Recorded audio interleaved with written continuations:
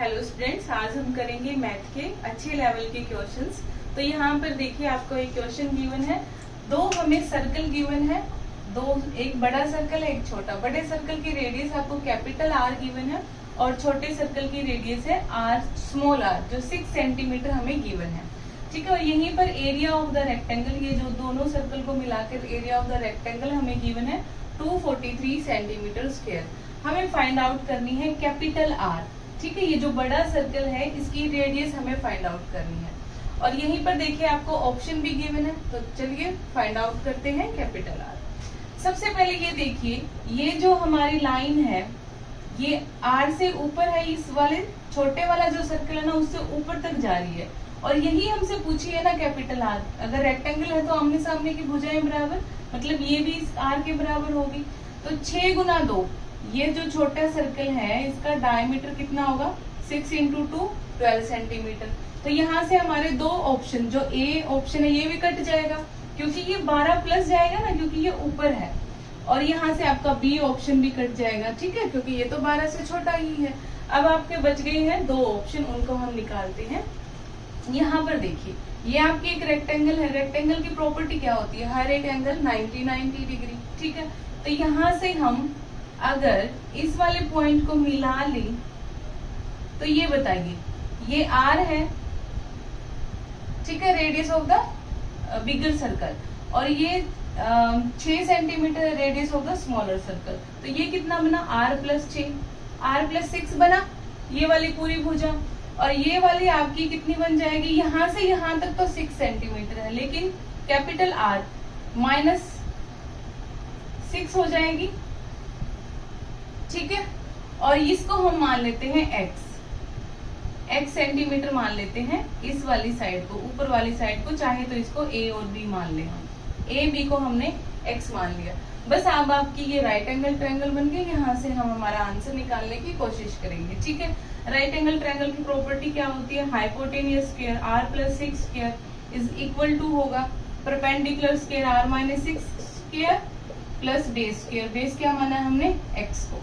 बस अब हम सॉल्व करें, a plus B whole square, R square plus 6 square is 36 plus 6 into 2 12 R. यहाँ पर देखिए आर स्क्वायर प्लस 36 माइनस का 12 आर और प्लस का एक्स स्क्वायर, जो जो सेम दिखता है वो काट दे, आर स्क्वायर से आर स्क्वायर, 36 से 36 इधर ले आइए। ये 12 आर है ना, 2ab में 12 आर आएगा। 12 आर को इधर लेके आएंगे, 12 plus 12 24 R is equal to X square. ये सिर्फ आपकी एक्स स्क्वायर की वैल्यू आई है 24 आर। अब देखिए इस क्वेश्चन को आगे करते हैं हम, नेक्स्ट करें, इस चीज को यहाँ पर लिख लेते हैं जो हमने निकाला है, 24 R equal to X square आया है हमारा। ठीक है, अब इसको इरेज करके करेंगे नेक्स्ट। अब ये देखिए एरिया ऑफ द रेक्टेंगल हमें गिवन था 243 सेंटीमीटर। अगर ये हमारा रेक्टेंगल है, इसका एरिया अगर हम निकालें तो क्या होता है, L इंटू बी, लंबाई गुना चौड़ाई, तो R गुना x 243 है। ठीक है, अब इसका दोनों साइड स्क्वायर कर दे, क्योंकि वहां पर आपका ना x स्क्वायर है, हम x स्क्वायर की वैल्यू पुट करना चाहते हैं। तो ये देखिए दोनों साइड स्क्वायर करेंगे, R square x square equal to 243। X square की वैल्यू निकाल दीजिए जो अभी हमने निकाली थी 24 आर। ठीक है, R square into 24 R equal to 243। ठीक है, अब यहां से देखिए इसको काटने की कोशिश करेंगे। ये 3 से कटता है, 3 गुना 8 24 होता है। इसको काटेंगे, 3 गुना 8 24 और 1। अच्छा, इधर इसका स्क्वायर करेंगे तो 243 का भी स्क्वायर होगा, है ना। दोनों साइड स्क्वायर होता है हमारी, जो भी हम इक्वेशन में चेंज करते हैं तो बोथ साइड स्क्वायर होता है ना। तो ये और हमारा 243 है। ठीक है, बस अब r की वैल्यू निकाल लीजिए। ये 8 इंटू आर क्यूब बन गया, r into R square into R cube. ठीक है, ये 81, और ये देखिए आपका क्या होता है 81 इंटू 3। अब यहां से हम r निकालें, r लिख लेते हैं हम। इस लाइन को, इसको इरेज कर देती हूं मैं। यहां से देखिए 8r cube equal to 81 into 3। r की वैल्यू निकाल लेंगे ना आप, 2r cube is equal to, ये देखिए ये 9 का स्क्वायर, ये 9 इंटू 3 का स्क्वायर इंटू 3, ठीक है। 2r³ कितना बन गया हमारा, और ये भी 2 का क्यूब है, होल क्यूब किसका बन गया, ये 9 का क्यूब, ये 3 का क्यूब, ठीक है। 2r की वैल्यू कितनी आई, 9 इंटू 3, और यहां से हम r निकालें, 2r इक्वल टू 9 इंटू 3 कितना होता है 27, r की वैल्यू कितनी आएगी 27/2। सोल्व करें इसको, 13.5, ये आ गई आपकी कैपिटल R की वैल्यू। बताइए, आसान सा क्वेश्चन था, बस हमें सोल्व करने का मेथड आना चाहिए, ठीक है। अब हम देखेंगे नेक्स्ट क्वेश्चन। तो ये है आपका नेक्स्ट क्वेश्चन, हमें एक रेगुलर हेक्सागन गिवन है जिसकी ईच साइड ए है, और आपको निकालना है शेडेड टू अनशेडेड पोर्शन का रेशियो, ठीक है। शेडेड पोर्शन हमारा ये वाला है और अनशेडेड है बाकी सारे हेक्सागन, उनका रेशियो निकालना है। तो आइए इस क्वेश्चन को निकालना स्टार्ट करते हैं। देखिए यहां से देखिए, सबसे पहले area of the regular hexagon हमारा क्या होता है, एरिया ऑफ हेक्सागन कितना होता है, √3/4 इंटू a² इंटू 6, ठीक है। 6 इक्विलेटरल ट्रायंगल बनती है ना इसमें, तो इक्विलेटरल ट्रायंगल का एरिया इंटू 6। इसको थोड़ा सा सॉल्व कर लेते हैं, कितना आया 3√3a² डिवाइड बाय 2। ऑलराइट, तो इसको हम लिख लेते हैं यहाँ पे लिख लेते हैं, फिर नेक्स्ट क्वेश्चन को सॉल्व करेंगे। हेक्सागन एरिया है 3√3a² डिवाइड बाय 2, ठीक है। अब देखिए ये आपकी 2 ट्रायंगल बन रही हैं। आपको पता है हेक्सागन में 6 इक्विलेटरल ट्रायंगल बनती है, तो ये जो है इसको हम मान लेते हैं ABD। ABD हमारी इक्विलेटरल ट्रायंगल है, तो सबसे पहले तो इस ABD ट्रायंगल का एरिया निकालते हैं। Area of an equilateral triangle is √3 divide by 4 into side का स्क्वायर, ठीक है। इक्विलेटरल ट्रायंगल का एरिया ये होता है, इसको भी लिख लेते हैं एक बार यहाँ पर, √3 डिवाइड बाय 4 इंटू a²। लेकिन हमें इक्विलेटरल ट्रायंगल का एरिया में के अंदर भी इस शेडेड वाले पोर्शन का एरिया चाहिए। उसके लिए हमें ये जो अनशेडेड वाला पोर्शन है ना, इसके एरिया को माइनस करना पड़ेगा। तो उसके एरिया को माइनस करने के लिए हमें क्या करेंगे, सबसे पहले अनशेडेड पोर्शन का जो ट्रायंगल के अंदर है उसका एरिया निकालेंगे। इसको हम मान लेते हैं पॉइंट D, ठीक है। इसको पॉइंट D माना। अब यहां से देखिए ABD ट्रायंगल के अंदर नहीं, हमारी AB, इसको पॉइंट C मानेंगे ना, या फिर E मान लेते हैं, ये हमने D माना हुआ है, ठीक है। अब देखिए ABD ट्रायंगल इक्विलेटरल ट्रायंगल है, ईच एंगल इज 60 डिग्री, तो ये पूरा एंगल B कितने डिग्री का है, 60 डिग्री का है। अब बात करते हैं हम ABE, देखिए ये पूरा ना हाफ में डिवाइड करता है इसको, तो ये आ गया हमारा 30 डिग्री।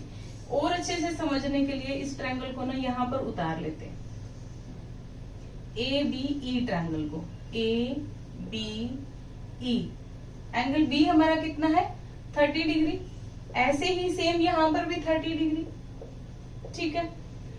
अब यहाँ पर किसी भी ट्रायंगल का एरिया निकालने के लिए हमें बेस और हाइट की जरूरत होती है। बेस तो हमारा है A, लेकिन हाइट हम निकालेंगे, हाइट हम ड्रॉ कर लेते हैं। ये लीजिए पूरा 90 डिग्री पर हमने हाइट ड्रॉ कर ली, ये 90 डिग्री है पूरा, 90 डिग्री का एंगल।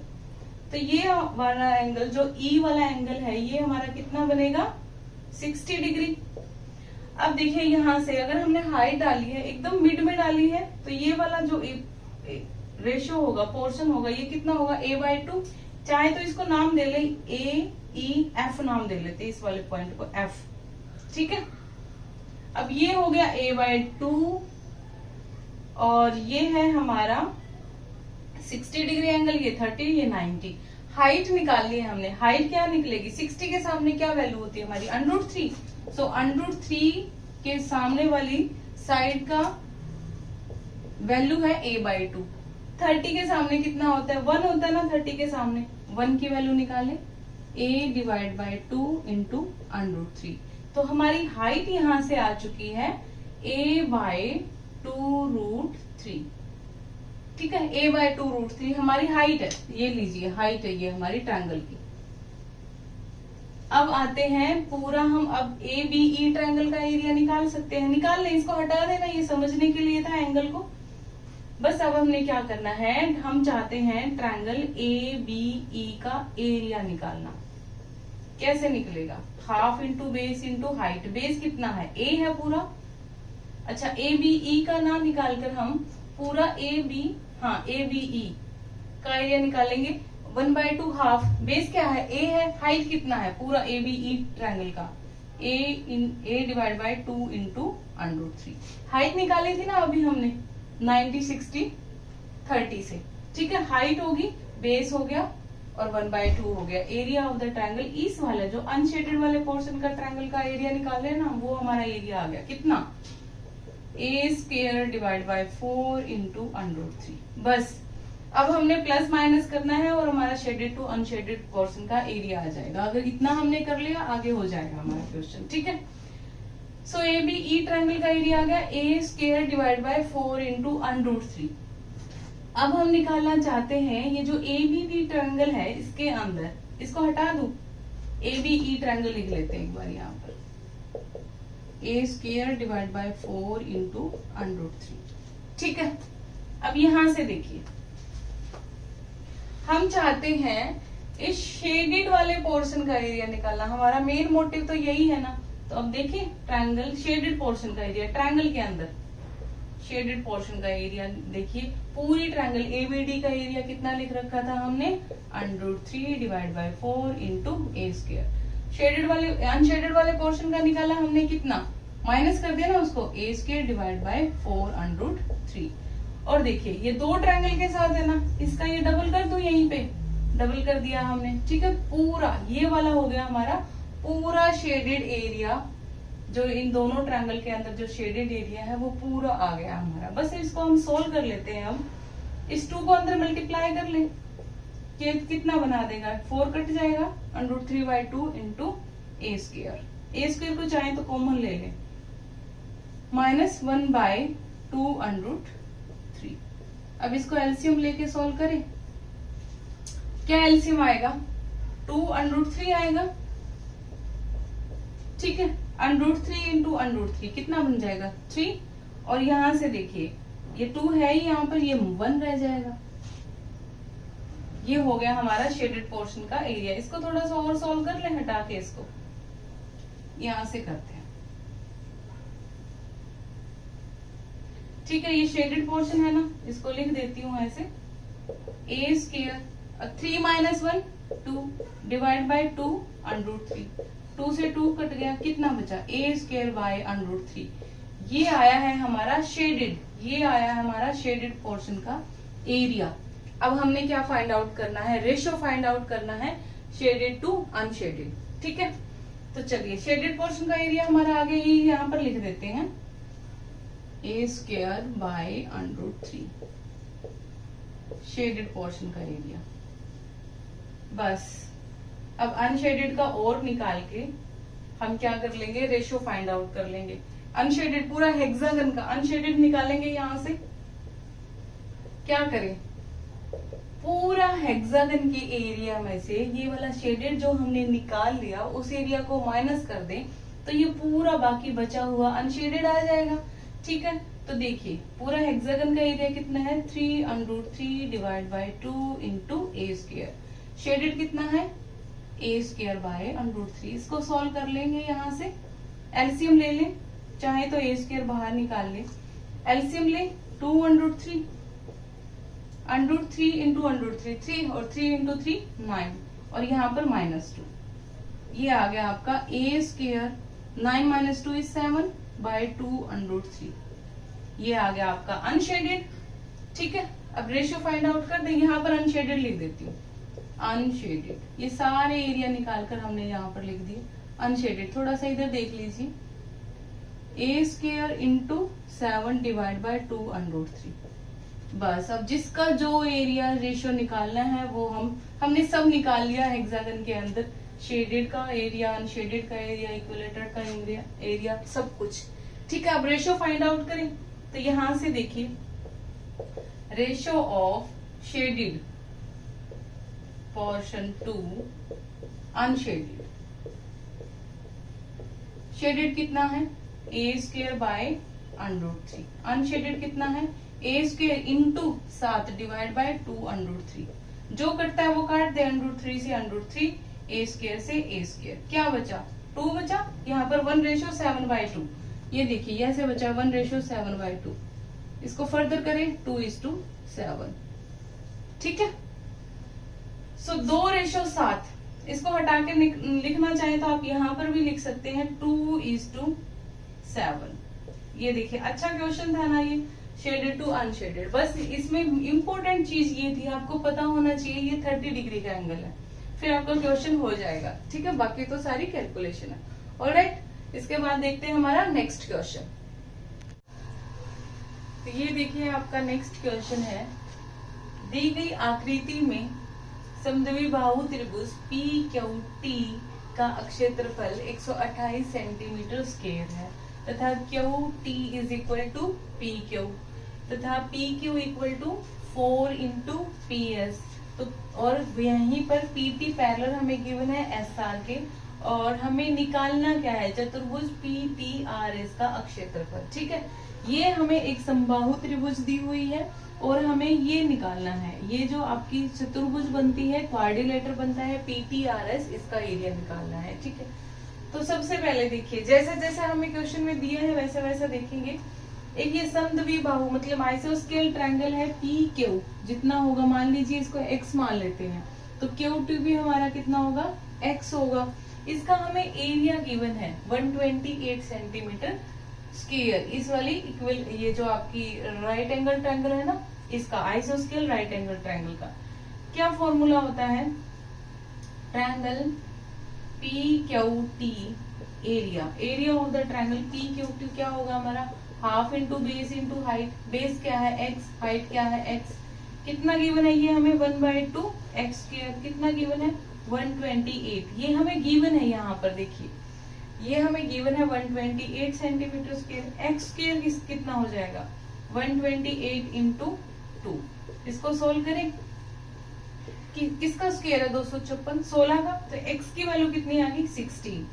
ठीक है, तो यहाँ से देखिए Q से T हमारा 16 सेंटीमीटर आ चुका, वहीं से P से Q भी 16 सेंटीमीटर, ये 16 आ गई। ठीक है, लेकिन हमें निकालना क्या है, हमें तो क्वाड्रिलेटर का एरिया निकालना है ना। तो उसके लिए देखिए एक चीज और दे रखी है इसमें कि PQ equal to 4, PQ is equal to 4 into PS। तो यहाँ से हम PS की वैल्यू निकाल सकते हैं।